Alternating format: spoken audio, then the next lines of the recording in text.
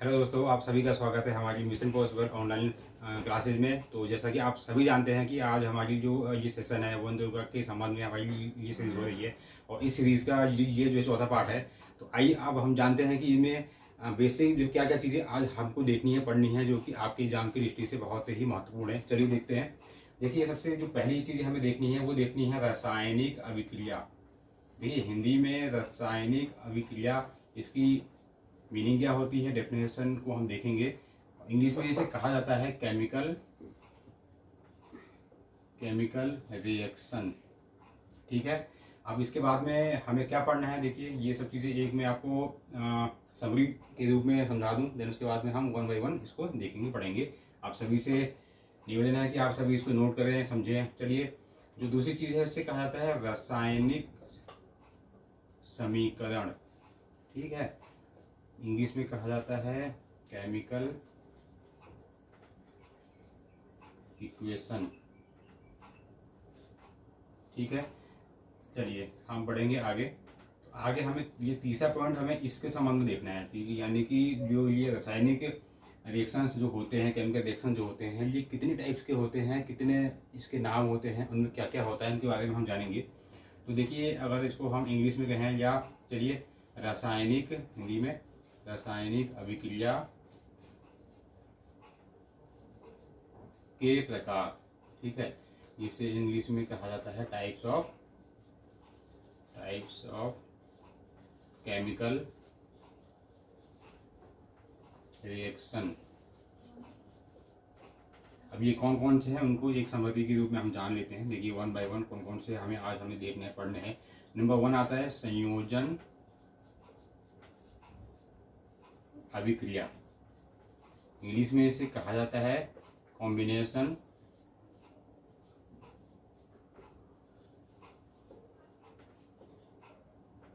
Reaction. देखिए, number जो second है उसे कहा जाता है वियोजन अभिक्रिया या फिर अपघटन। ठीक है, इसका दूसरा नाम है आपको अपघटन अभिक्रिया। इसे कहा जाता है डिकम्पोजिशन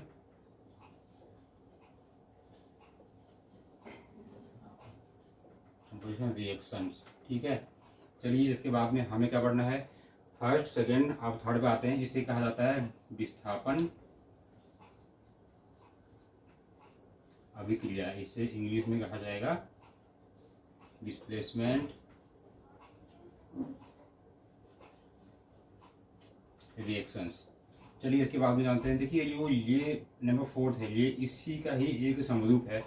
अभी हम जानेंगे जब इसको ये बाय एग्जाम्पल मैं आपको समझाऊंगा तो हम जानेंगे कि ये होता क्या है। इसे कहा जाता है द्विव विस्थापन अभिक्रिया, इंग्लिश में डबल डिस्प्लेसमेंट रिएक्शन, DDR। ठीक है, चलिए अब लास्ट में जो हमें देखना है यह है उपचयन अपचयन। ये नाम आप सभी ने सुने होंगे, उपचयन एंड अपचयन। अब इंग्लिश में से क्या कहा जाता है, oxidation and reduction. Oxidation and reduction. देखिए, ये क्वेश्चन कई बार इसके बारे में सवाल पूछ ली जाती है कभी कभी। अब ये कैसे सवाल देते हैं इसके बारे में अभी आप जानेंगे। चलिए, तो वन बाय वन देखते हैं। नंबर फर्स्ट है केमिकल रिएक्शन, रासायनिक अभिक्रिया होती क्या है। देखिए, इसकी डेफिनेशन को हम समझते हैं कि किसी भी एलिमेंट के, यौगिक के या पदार्थ के भौतिक या रासायनिक जो भी क्वालिटीज हैं, गुण हैं, उनमें अगर परिवर्तन होता है तो उससे कहा जाएगा रासायनिक रिएक्शन, यानी कि केमिकल रिएक्शन। फॉर एग्जाम्पल, देखिए मैंने कहा कि पदार्थ, इसकी डेफिनेशन को चाहें तो आप लोग समझ लीजिए, लिख लीजिए कि पदार्थ की यदि भौतिक, रासायनिक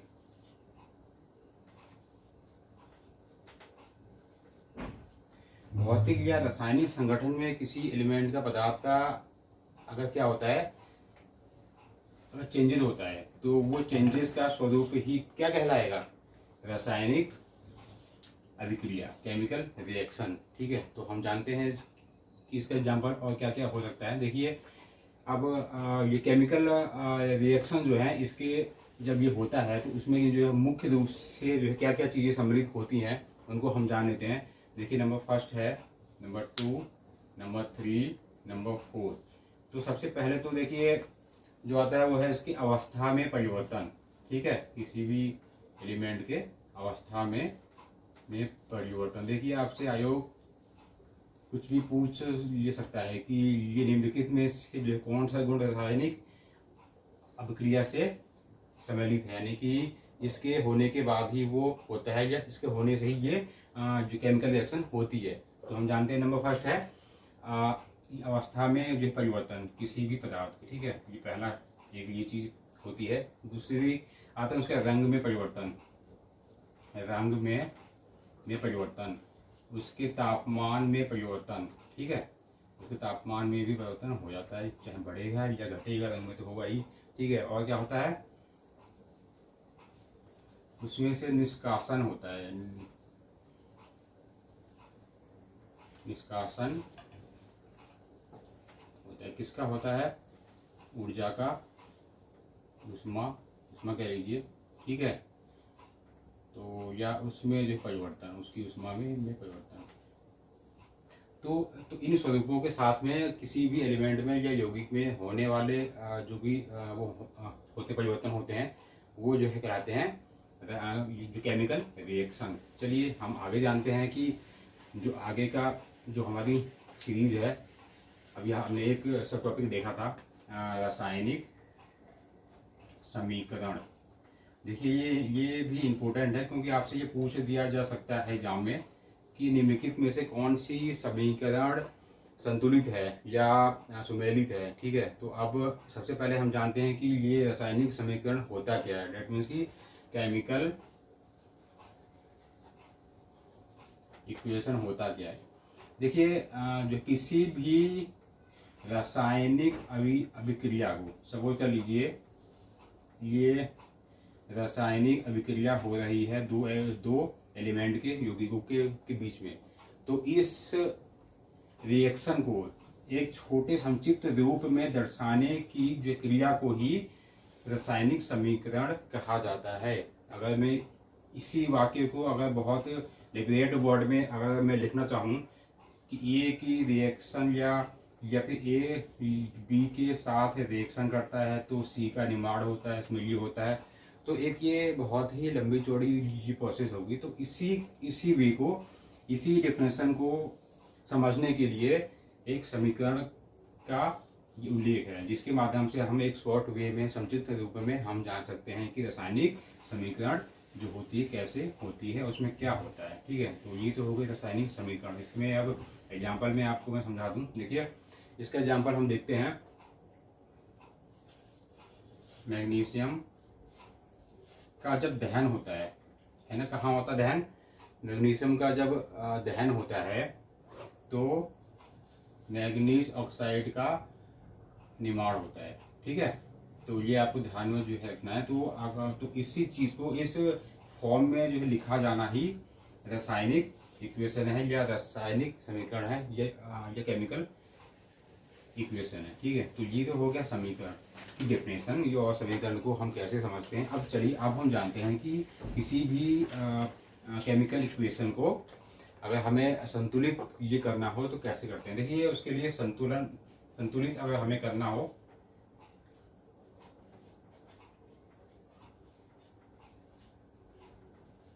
तो कैसे किया जाएगा। तो चलिए इसके लिए स्टेप देखते हैं, कौन कौन से स्टेप हैं। अगर आपको स्टेप याद नहीं है तो बस ये समझना होगा कि ये कैसे होता है। सपोज कर लीजिए एक मैंने इक्वेशन लिखी है, Fe की रिएक्शन हो रही है जल के साथ में, तो ये किसका निर्माण हो रहा है? Fe3O4 प्लस जल। तो ये क्या है, ये एक रासायनिक समीकरण है। इसमें हम जानते हैं कि अब इसको संतुलित हमें कैसे करना है, क्योंकि अभी हमारा ये सेक्शन है देखना बहुत ही आवश्यक है, आप सभी को देखिए। और चलिए आगे बढ़ते हैं। तो नंबर फर्स्ट स्टेप हमसे क्या कहता है कि अगर किसी भी इक्वेशन को संतुलित अगर करना है तो सबसे पहला स्टेप है उसके चारों ओर एक बॉक्स बना लीजिए। नंबर फर्स्ट स्टेप यही कहता है हमसे, एक बॉक्स यहाँ पर बना लीजिए। स्टेप नंबर सेकंड हमें क्या कहता है कि देख लीजिए कि ये क्या है, ये आपके अभिकारक हैं, ये दोनों क्या हैं? अभिकारक हैं। और ये दोनों क्या हैं, उत्पाद हैं। तो उत्पादों के पास में और अभिकारकों के पास में परमाणुओं की कितनी कितनी संख्या है वो देख लीजिए। देखिए अगर हम देखें तो Fe यहाँ पर कितना है, एक शॉर्ट वे में अभी देखिए FeHO। देखिए अभिकारकों के पास में Fe कितना है, 1 है, और जो उत्पाद के पास में 3 है। अगर हम बात करें H की तो H इसके पास कहाँ, अभिकारक के पास कितने हैं, 2, और यहाँ पे अगर हम इसमें देखें तो इसमें कितने हैं, 2। ठीक है, चलिए O की बात करें तो O कितने, देखिए इसमें 1 है, इसमें कितने, 4 है। तो हमें इन चीज़ों को क्या करना है, बैलेंस करना है। जिससे में ये बैलेंस हो गया, यानी कि आपकी इक्वेशन संतुलित हो गई है। चलिए अब इसको हम कैसे करते हैं, ये था दूसरा स्टेप। ठीक है, पहले ये जानने के लिए कि जो कितने कितने हैं। स्टेप नंबर 3 पे हम आते हैं। तीसरे स्टेप में क्या करना है कि देखिए तीसरे स्टेप में जो भी परमाणु जितना ज़्यादा होगा पहले हम उसे संतुलित करेंगे। इनमें देखिए सबसे ज़्यादा है O4 लिखा है यहाँ पे। ठीक है, तो पहले हम इसको संतुलित हम करेंगे। अब ये O है, 4 है, तो अब ये किसके साथ में संतुलित होगा, इस वाले O के साथ में। दिख रहा है आप सभी को। तो देखिए यहाँ पे O है, 1 है, यहाँ पे कितना, 4 है, तो यहाँ पे अभी हमें 4 करना होगा। तो चलिए इसमें 4 से मल्टीप्लाई कर दीजिए। ठीक है, 4 से मल्टीप्लाई हो गया। ठीक है, अब देखिए अब यहाँ जब ये 4 की O से जो गुणा होगी तो ये तो O यहाँ पर भी 4 हो गया और O यहाँ पर 4 है, यानी कि ये संतुलित हो चुका है। ठीक है, अब चलिए आगे बढ़ते हैं। देखिए अब हम स्टेप नंबर 4 में आएंगे। 4 में एक हो गया हमारा, अब दूसरे पे आएंगे। देखिए हाइड्रोजन जब यहाँ पे 4 से संतुलित हमने किया तो अब यहाँ पे हाइड्रोजन की कुल जो परमाणुओं की संख्या कितनी होगी, 8, 4 दूना 8। ठीक है, अब यहाँ पर कितनी, 2 है, तो डेट मीन्स कि हमें यहाँ पर भी 8 करनी पड़ेगी, यानी कि हमें 4 यहाँ पर भी लगाना होगा। तो यहाँ पर भी H की वैल्यू, H के जो परमाणु यहाँ भी 8 और यहाँ भी 8, यानी कि ये भी संतुलित हो गया। चलिए आगे हम बढ़ते हैं। अब स्टेप नंबर 5। अब 5 में देखते हैं। देखिए Fe बचा। ठीक है, तो अब इसे संतुलित हम करेंगे। तो Fe यहाँ पे कितना है, वो Fe 1 है, यहाँ पे कितना है Fe ये 3 है। तो डेट मीन्स कि हमें क्या करने की आवश्यकता है, यहाँ पर हमें 3 मल्टीप्लाई करना होगा। ठीक है, तो हमारी इक्वेशन ये संतुलित हो जाएगी। तो अब आप कह सकते हैं कि हमारी इक्वेशन संतुलित हो गई है। लेकिन एक बात और आपको यहाँ पर ध्यान में जो रखनी पड़ेगी स्टेप नंबर 6 में। हालांकि ये इतना इम्पोर्टेंट वैसे नहीं होता, लेकिन पूछा जा सकता है। देखिए इनके स्टेट, यानी कि ये जो अभिकारक हैं, ये जो गैस फॉर्म में है, लिक्विड फॉर्म में है, जलीय फॉर्म में है, तो उसकी स्टेट आपको दर्शानी होगी। सपोज कर लीजिए अगर ये गैस फॉर्म में है तो G, अगर ये लिक्विड फॉर्म में है तो L, अगर ये जलीय फॉर्म में है तो AQ। ठीक है, तो इस फॉर्म में, और ये गैस फॉर्म में है तो G। इस फॉर्म में इनके नेचर को भी लिखना होता है। तो ये एक सिस्टम था स्टेप नंबर 6 तक कि किसी भी अधूरी असंतुलित केमिकल रिएक्शन को संतुलित जो कैसे हम। तो चलिए नंबर 3 है, हम इसको देखते हैं। देखिए type of chemical reaction, type of chemical reaction आप सभी नोट कर लीजिए। तो चलिए अब इसमें हम जानते हैं कि रासायनिक अभिक्रियाओं के ये टाइप से होते कितने कितने हैं, उसके बारे में हम जानते हैं। और आप में से जितने भी अगर चैनल को सब्सक्राइब नहीं किया है तो जो है हमारी आने वाली वीडियो के लिए चैनल को सब्सक्राइब करना ना भूलें। देखिए नंबर 1 जो आता है उसे कहा जाता है संयोजन विधि, अभिक्रिया। ठीक है, अभिक्रिया इंग्लिश में कहा जाता है इसे कॉम्बिनेशन रिएक्शन, कॉम्बिनेशन रिएक्शन। जो दूसरा पॉइंट है या दूसरी जो रिएक्शन है उसे कहा जाता है वियोजन, वियोजन अभिक्रिया। इंग्लिश में इसे कहा जाता है डीकम्पोजिशन रिएक्शन। ठीक है, अब नंबर 3 पॉइंट है। देखिए नंबर 3 पे अभी हम जानेंगे, सारे एग्जाम्पल को इसी में हम अभी देखेंगे। नंबर 3 पॉइंट को हम कहते हैं विस्थापन अभिक्रिया, यानी कि डिस्प्लेसमेंट रिएक्शन। तो नोट कर लीजिए आप सभी। अब चलिए हम जानते हैं कि संयोजन अभिक्रिया में होता गया। देखिए संयोजन आप ये शब्द से ही आप समझ रहे होंगे, हालांकि इसकी एक सिंपल सी अगर हम लाइन में कहें या फिर ऐसे समझें, देखिए दो या दो से अधिक जो एलिमेंट या पदार्थों से जो मिलकर एकल यौगिक का अगर निर्माण होता है तो वो जो रिएक्शन संयोजन अभिक्रिया जो कहलाती है। इसका एग्जाम्पल हम देख लेते हैं। देखिए सपोज मानिए कि एक अभिकारक ये है, दूसरा ये है और तीसरा ये है। इसके जब इनकी आपस में रिएक्शन होती है संयोजन वाली, तो एकल उत्पाद का निर्माण होता है, यानी कि एक ही यौगिक का निर्माण होगा।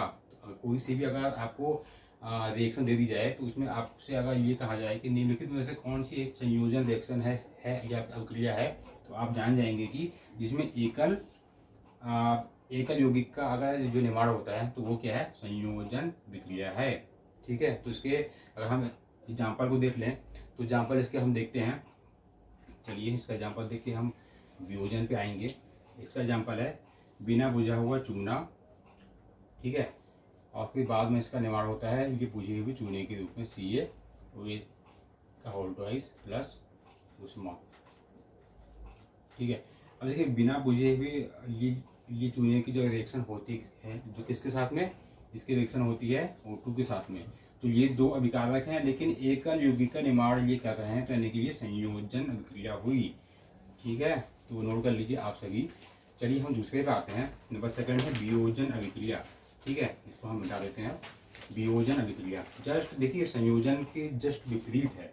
देखिए इसमें होता क्या है कि एकल जो यौगिक होता है, सपोज ये है एकल यौगिक विभिन्न प्रोडक्ट में टूट जाता है। ठीक है, सपोज कर लीजिए ये विभिन्न जो क्या प्रोडक्ट में टूट जाए, तो ऐसी रिएक्शन को कहा जाता है अपघटन या वियोजन अभिक्रिया।